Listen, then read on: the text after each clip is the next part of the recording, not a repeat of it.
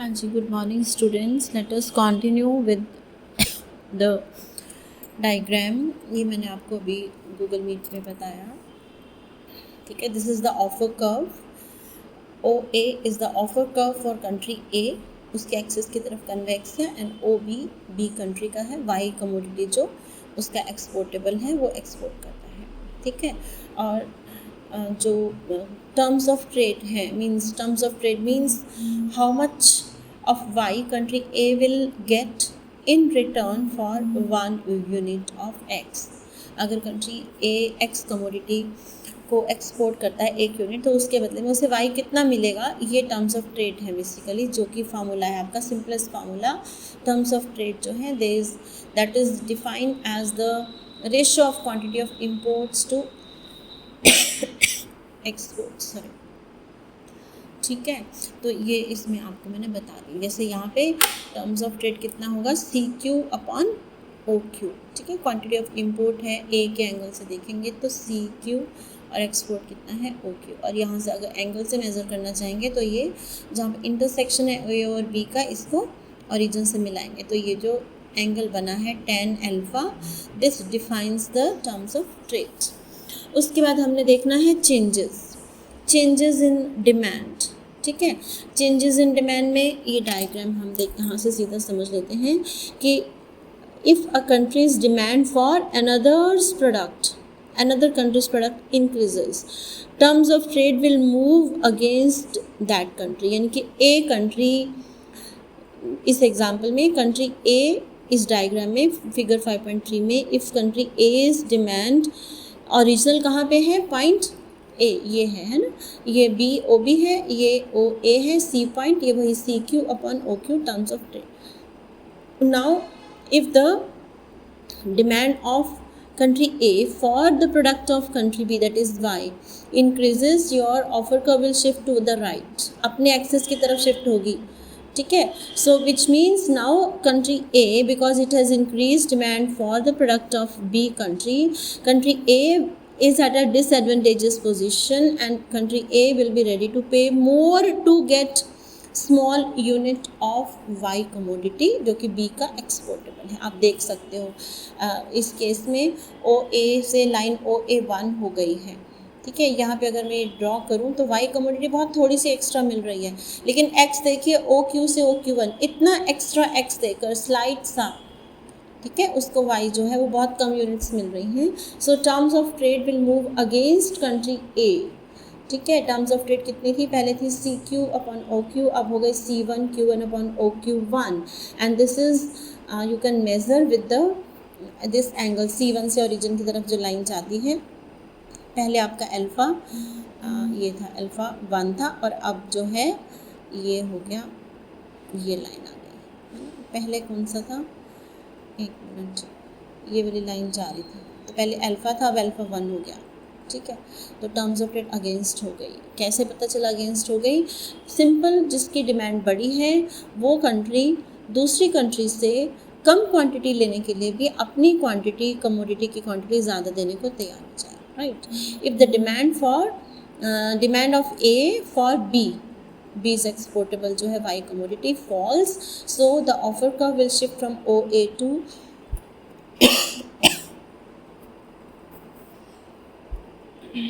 ओ A से O A to हो जाएगा, ठीक है। इसके it means now the country A is at a advantageous position. Why? Because now it will be ready to pay less of X commodity to get 1 extra of Y, ठीक है। तो angle आपका बड़ा हो रहा है, आप देखिए C2 से लाइन हो गई है OA2, पुरानी लाइन कंट्री B की है OB, C2 पॉइंट पर इंटरसेक्शन है, it means C2Q2 upon OQ2 A के एंगल से, और ये अल्फ़ा 2 एंगल जो है वो बड़ा हो रहा है। So demand decrease means benefit gain and demand rise means loss. Similarly इस डायग्राम में B के एंगल से दिखा है, अब B का डिमांड इंक्रीज हो रहा है, original A B point C पे है, C Q upon O Q है। If the demand of B for A increases, curve जो है अपने एक्सिस की तरफ शिफ्ट होती है। यहाँ भी देखिए जब डिमांड बढ़ी है तो OA से OA1 अपने एक्सिस की, ये कंट्री है ना A का एक्सिस इधर, तो यहाँ भी यही ध्यान रखेंगे so that you are able to remember this. When demand of country B for A's product X commodity increases, the offer curve will shift from OB to OB2, OB से OB2 हो गया, ठीक है।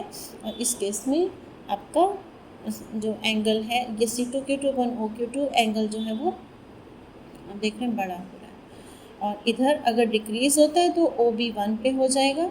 So it means country B will be the gainer because it will be able to, it will want to give less of Y for 1 extra unit of X, ठीक है। तो जब demand किसी भी कंट्री की दूसरे के लिए कम होती है तो गेन है, चाहे वो A हो या B हो, बट अगर बढ़ती है तो लॉस है, ठीक है। अब ये सारा एक्सप्लेनेशन दिया जो आपको समझा दिया मैंने। Now this is distribution of the gains of trade, very simple diagram. X commodity A is exportable है और B is exportable, Y commodity है, ठीक है।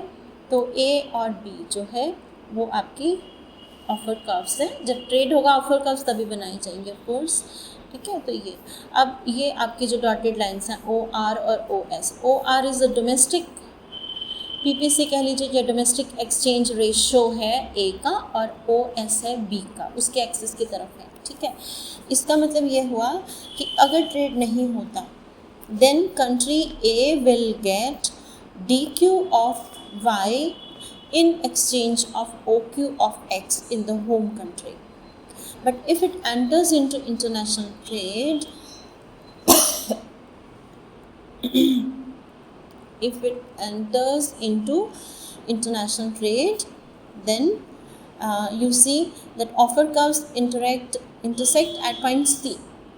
So for the same quantity OQ of X, now the country A will get CQ of Y, ठीक है। तो जब international trade नहीं कर रहा तो DQ मिलता है OQ के बदले में, और अब CQ मिल रहा है। मीन्स जो ये गैप है CD, ये A कंट्री को एक्स्ट्रा मिला सेम क्वांटिटी ऑफ X के लिए। अगर कंट्री B के एंगल से देखें so country B has to give EQ, ये कंट्री OS कंट्री B का, OS कंट्री B का डोमेस्टिक एक्सचेंज रेशो है, और अपनी कंट्री में उसे OQ ऑफ X मिलता है after giving EQ of Y. But when it enters into international trade, then country B has to give less of Y to get the same quantity of X. Equilibrium point तो यहाँ पे है ना, तो B को वैसे तो देना पड़ता है EQ टू गेट OQ, अब OQ लेने के लिए उसको CQ देना पड़ता है, तो ये कम देना पड़ता है पहले से EC। सो ये B का गेन हो गया।